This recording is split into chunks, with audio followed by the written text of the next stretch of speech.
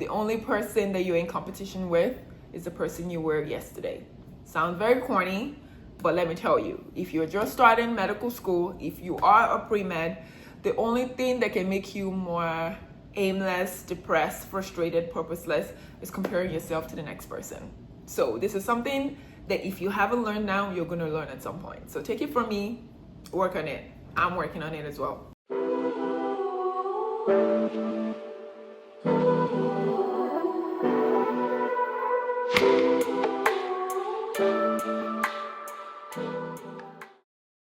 Wow, it's been such a long time. Where have I been for the past 4-5 years? I think my last video was posted in 2019, if I'm not mistaken, and it's been 5 years since then, and a lot has happened, but let's catch up. Welcome back to my channel. So today's video, I am hoping to give an update as to what I have been through. It's gonna be a quick chit chat. As you can see, I'm actually ready to head to work. And spoiler alert, I am a first year general surgery resident. I know, crazy, right? Today's video, I'm hoping to give a summary of where I've been, what life has been like since my last video.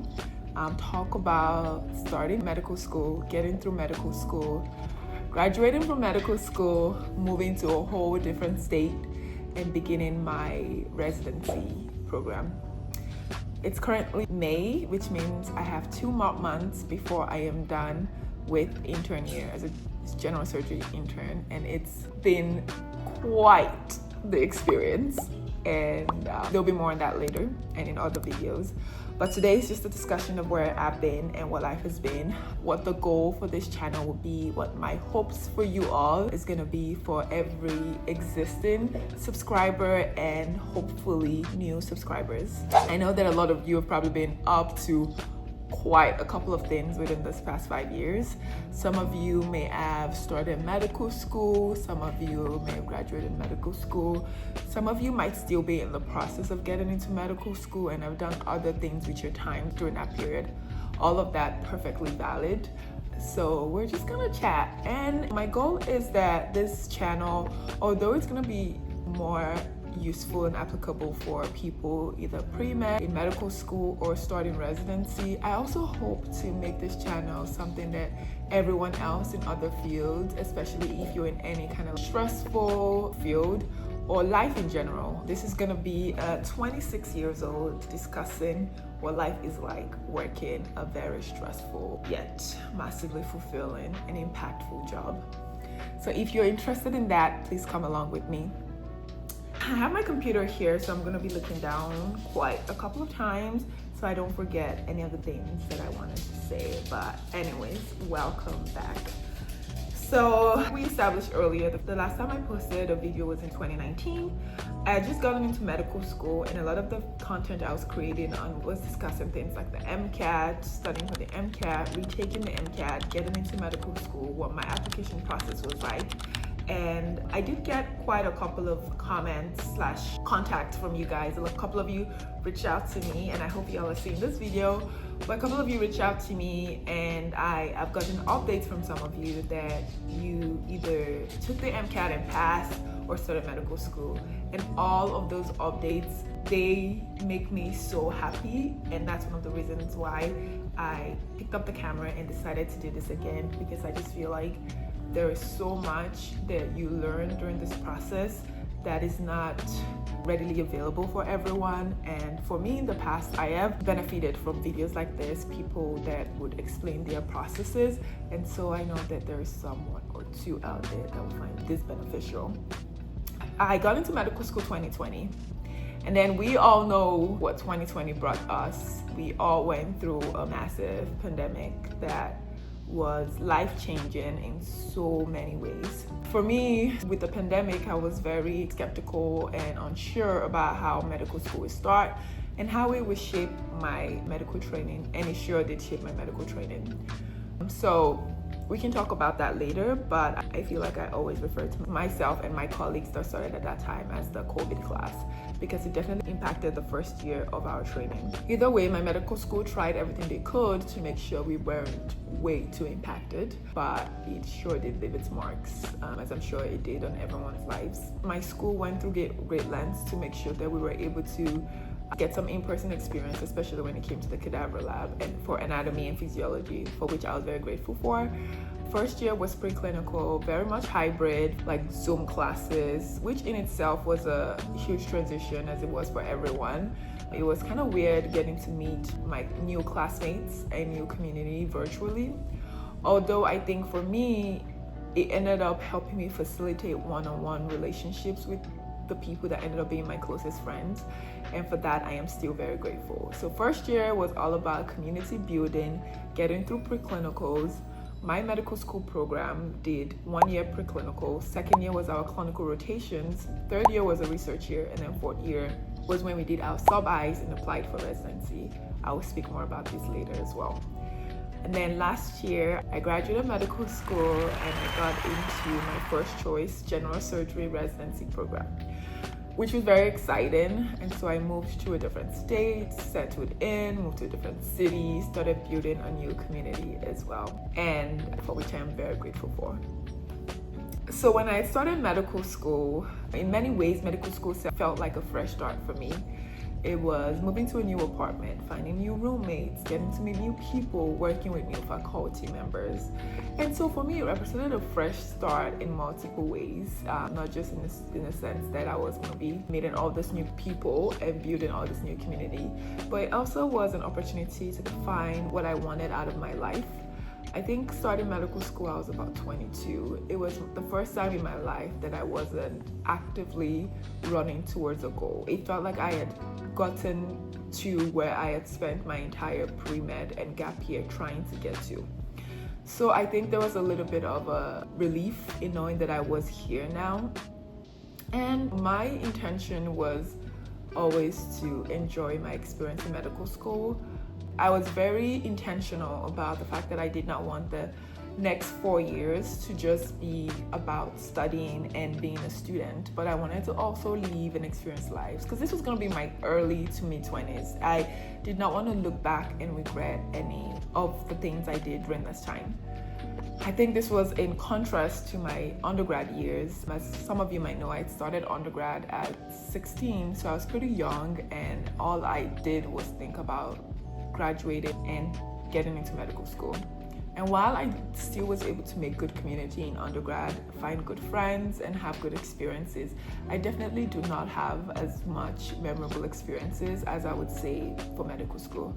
Medical school was definitely very much memorable for me. I had a lot of memorable experiences. I did a lot of memorable things. I met a lot of wonderful people. That did not mean it did not come with its own challenges. Even though I felt like my program was very medical student friendly, there were feelings that you cannot run away from, especially if you are someone like me in medicine, and by that, a Black woman in medicine.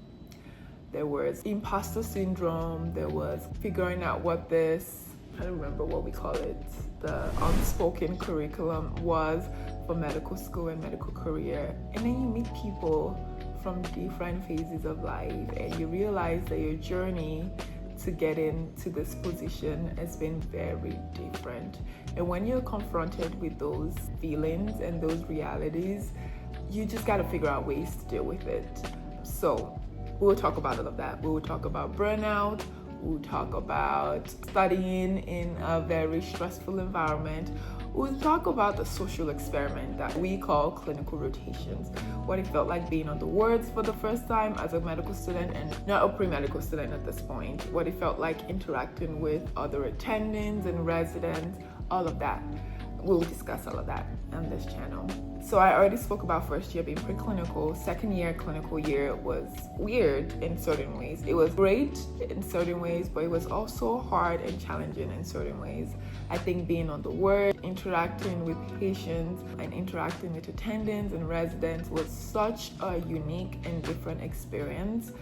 And it took a lot of getting used to the social norms of being a medical student, what it felt like interacting with residents or attendants that you weren't quite able to read.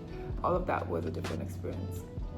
As I mentioned earlier, research year at my program was our third year, so we got about 10 months of research year during this time. We also studied for our board exams. Research year ended up being the most challenging year for me, which was crazy because research year for most people tends to be their best year in medical school because you're not studying every day, well, except for your board exams, but you're not getting exams every day.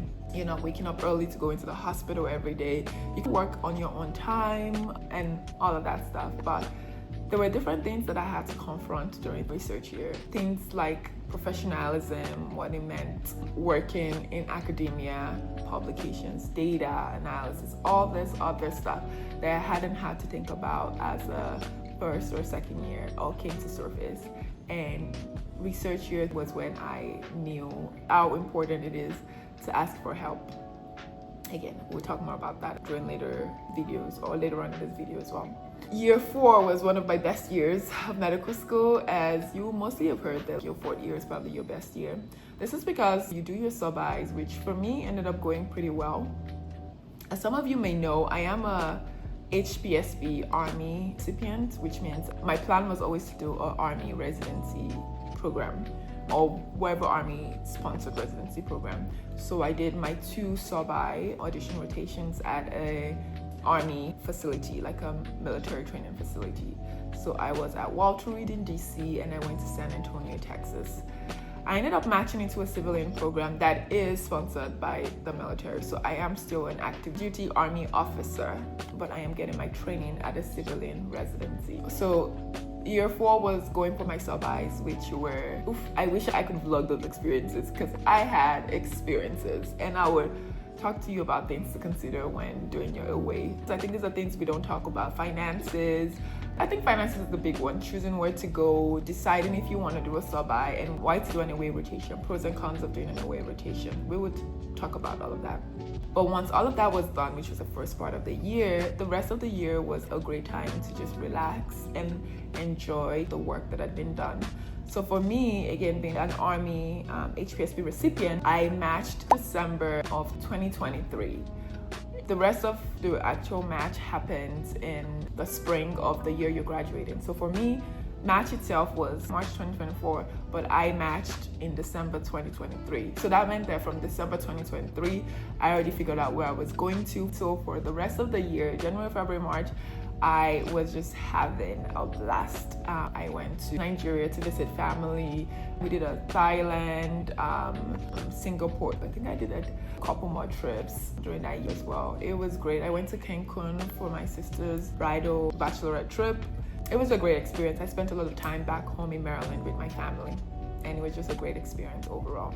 So, what have I learned over the couple of years, the last 4 to 5 years? Well, I'll make this brief as well.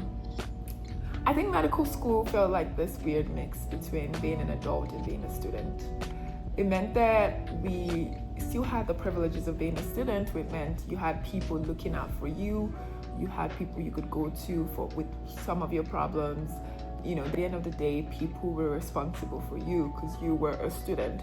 They were responsible for you, and in some ways responsible for the outcome of your medical school experience, which has been a different experience in residency, but we'll talk about that later. But then as an adult, I think for me, I was approaching my mid-20s. I had classmates that were either very few that were younger, but most people were either mid to late 20s. So you're an adult. And as an adult, I started to have more adult responsibilities like that. So it was this weird mix of being a student, but also being an adult. And I think, your other fields, like your friends and colleagues that you graduated undergrad together, are doing different things. People were getting married, people were having kids, people were like switching careers, starting careers. It just was different. It just felt weird being in this state of limbo while it felt like life was going on for everyone else, but you were still a student. And I've been a student for the past 5 years prior to that. Other things I learned during medical school was, and I would kind of highlight this, ask for help when you're struggling. You don't win a medal by being the person that has too much on their plate and being the person that don't ask for help. There can be things going on in your work or school life, and then things going on in your home and personal life. Sometimes that doesn't always mix. The onus is on you to ask for help early. I learned this during my third year. I started to lean on my community, lean on people that showed up for me, people I had shown up for in the past, and the only thing I regretted not doing during that time was reaching out to people early. So ask for help early when you're struggling. Do not struggle on your own. No man is an island. Okay. Pour into your community and build your community. As a medical student, sometimes it is very easy to turn your attention towards just studying. There's always something that you can be doing as a medical student. But you have to take time to also build your community. You have to show up for people, and in turn, so point number one, people will show up for you. And even more importantly than that, building community, those are things that add more substance to you. But if you don't build communities, you don't reach out to people, you don't work in the community that you're studying in, you don't learn about your community, then you're gonna finish the next 4 or 5 years and realize that something was missing. So my third point, you are more than your grades. You are more than the exams. You're more than your step 1 score. You're more than your step 2 score. You're more than your shelf exams. You're more than your preclinical text exams. You are worth more than your exam scores. I remember when I was struggling with this a little bit, one of I had spoken to, and it might have been my therapist at that time, said, you always have to remember that school is what you're doing. Being a medical student is what I'm doing. Your career is what you're doing. It's not who you are. And we have to be very careful, I feel like, people in the medical space, to not conflate who we are with our jobs or our education. And I think we spend all our lives getting grades in one form or another. When you're in undergrad, you got grades, your A, B, mattered. You took the MCAT, you got a score, and then you start medical school, and depending on where you are, you'll either pass, fail, honors, all of that stuff. You have to take a couple of board exams, and it's just so easy to start to like that if you are, when you could score, it means that you're a great person and you're a phenomenal person. When you don't get a good score, it means you're terrible, you don't know what you're doing. It's simply able to draw that line in saying, tells me how I am doing, but it doesn't tell me who I am. Because I failed this exam doesn't mean I failed as a person. And because I did well on this exam doesn't mean I'm doing well as a person. I hope that makes sense. But I think that's a very important point that I want to pass across. Time management is your best friend. If you're not good at time management, start now. In a way, I feel like even if you don't start now, you're gonna start at some point. But whenever you start, if you start now, it's not a necessity and you build good habits, right? You put in calendar slots for every commitment. You kind of balance the things on your list. You do it in efficient manners. You work on procrastinations. Again, all of this is stuff that I'm still working on. During my third year, when I was in research year, it was particularly important because my time was my own, which meant that no one was telling me that, you show up to class at 9 a.m., you have to show up to class at 10 a.m., or you have an exam at the end of the week. It was your time. You have certain deadlines for when you have to submit papers, submit presentations, but no one is hounding you down for them. Well, kind of. And it's up to me to decide, to figure out how to spend that time. When to wake up when I didn't have to be up by 8 a.m. And to go to bed when I didn't have anyone I didn't have like an early day. So all of that were things that I learned. And funny enough, things that I'm relearning again as an intern or as a resident, because all those skills, I let them go. And now I am, as going into research year shortly, beginning to kind of think stuff again and work on it. So time management is key. It's your best friend. Learn it early, define it early, work on it early. This is a very important one. Comparison is a thief of joy. It is a huge stealer of joy. Focus on your path. Work on your path. The only person you should compare yourself with is the person you were yesterday. The only person I try to compare myself with is the person I was yesterday, 1 year ago. As long as I am learning, growing, I am doing a great job. I am progressing.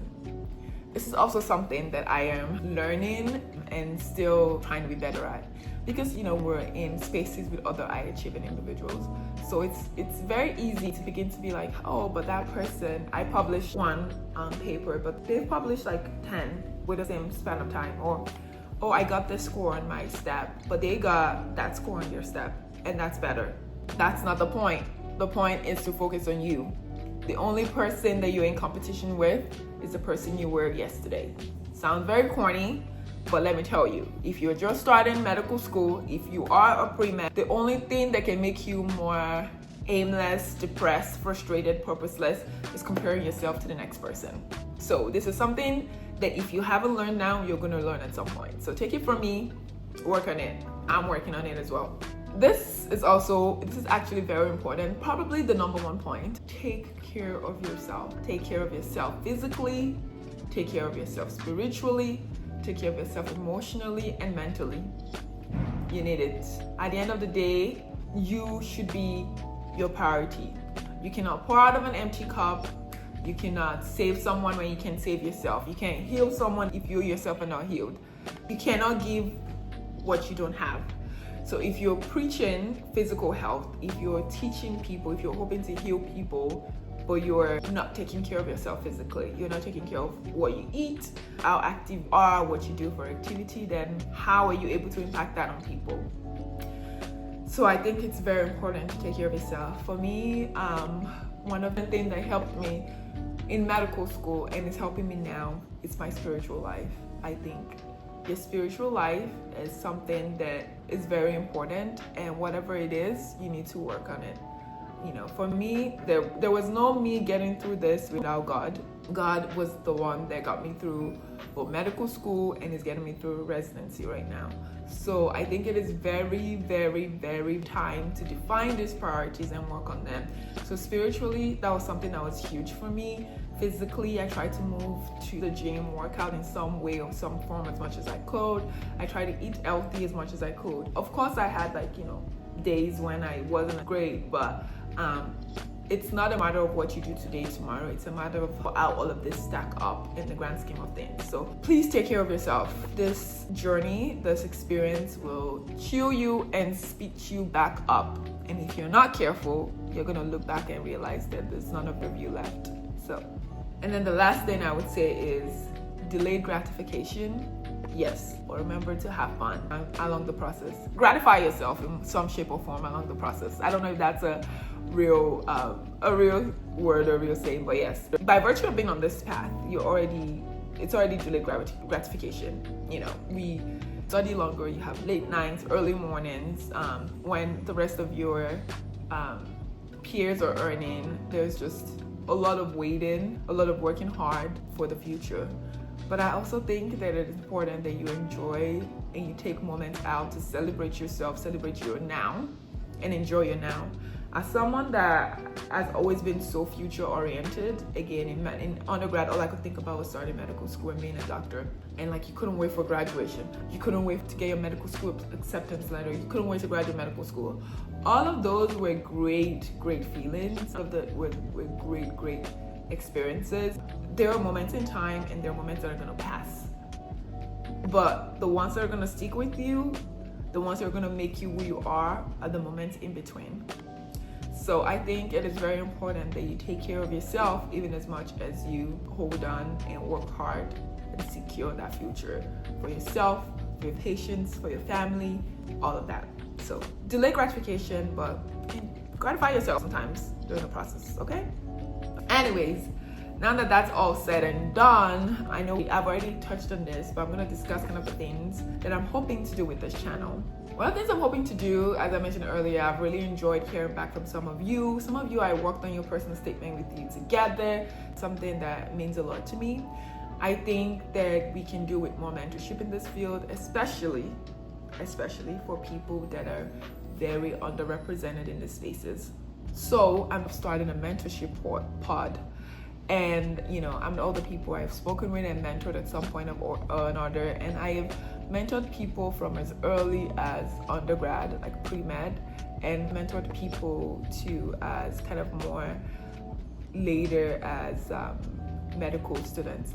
So I'm hoping to start on a mentorship. I'm able to work with people at different stages and partner with someone that I feel like a part of the mentorship board, someone that I'm still mentoring, that I feel closer to where they are. Because now it's been 8 years or more since I was in undergrad, and soon be a couple of years since I was a med student. So I feel like my experiences are beginning to get outdated. I want to be able to provide everyone with the attention and the information that they need and they deserve, and I wouldn't always be able to provide that as a very busy surgical resident, but I think it's important that there's a space where you can get these. So if this is something you're interested in at all, in mentorship pods, a mentor, in the comments below, drop your name, drop your email. I'll link my email to this video so that you feel comfortable dropping your name and your email in the comment section. You can reach out to me via email so I can get your contact information, or so I can know that this is something you're interested in.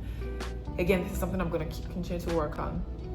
I want to be able to share resources and experiences. I want to share how I survived clinical year, clinical rotations, how I survived research year, how I decided on what AWA rotations to do, where to go, and more importantly, that I feel like isn't talked about enough, decided my match rank list, what my priorities are, where, with the decision I made. All of those are important information.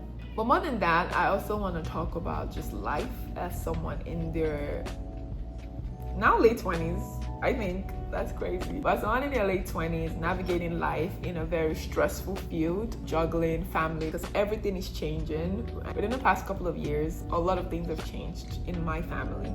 My siblings have gotten married, they're having kids, they don't talk about it enough during this journey, and it's something that impacts you a lot. And I got to learn that within the last year or two, discussing finances, maintaining relationships and friendships as a resident or in medical school, fitness, traveling, leisure, what I do during my downtime, all of that stuff. So I'm hoping that this is very wholesome and you can find a little bit of everything in it. Although, like I said, focus towards people in medical field, I think should be applicable to people in similar life. So things that you all should be expecting that's going to be coming. You're going to be seeing more days in the life of a surgical resident. Right now, I'm on nights, which is why I am making this video during the day. And I have recorded a couple of videos and a couple of clippets, which I'm actually going to make it a separate video. But that's just a day in my life of a surgical resident or intern during a night rotation or night shift. So there were many more days in the life for me as a trauma resident, all of that stuff. Again, like I discussed, pearls on the medical journey, research, studying for STEP, all of that stuff.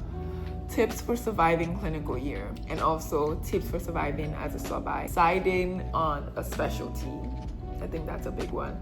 We'll discuss my experience deciding on what I wanted to do in medicine, how I ended up deciding to be a surgical resident that's off from work. So I will share kind of what I do during my off time, especially in big cities such as that I'm in, and just many more videos, okay? Oh, so I realized one thing I never shared was why I stopped making YouTube videos. I was gonna be starting medical school, and it just felt awkward for me to make this my personal life, about my journey. So that's just felt kind of weird to me. And then life got busy. I was just so much focused on surviving. I just feel like I was in the best place to provide guidance or share as much part of my life. But within the past 4 years, I have learned, and at the end of the day, not be so boggled down by what other people think, what people say, and the point where I can decide what and to what extent I want to share. I just always never wanted to be that YouTuber that's vlogging every moment of their life and sharing. It just felt kind of weird and awkward again. Not a great reason. For me at that point, I just wasn't self-assured to be able to share that part of me, and not just with you guys, but with just knowing that people would have access to kind of seeing just felt a little bit too much at that time. But now I am more intentional of what I want to do with this channel and what I'm going to put out. So that was that. Okay, you guys, forgive me if this was all over the place. Anyways, it's been so great and so fun catching up, and I look forward to making many more videos. I look forward to interacting with you guys. Again, I want this channel to to be a very interactive channel. Like, I'm here to provide information and experiences that you all would find helpful. So if you have any ideas, if there's any content you would like to see, anything you would like me to talk about, like people you would like to hear from, just let me know and I can tap into my community as well and get you guys all the information that you deserve. Thank you all so much for the people that have been following me. Thank you so much. And to the people that were following me before my 4 years hiatus, welcome back. And for those that are gonna be finding me new, I hope you guys enjoyed this video. And again, please like, subscribe, share with anyone that would benefit from this video. And I'm here to help out and to make this experience less daunting. Here, bye.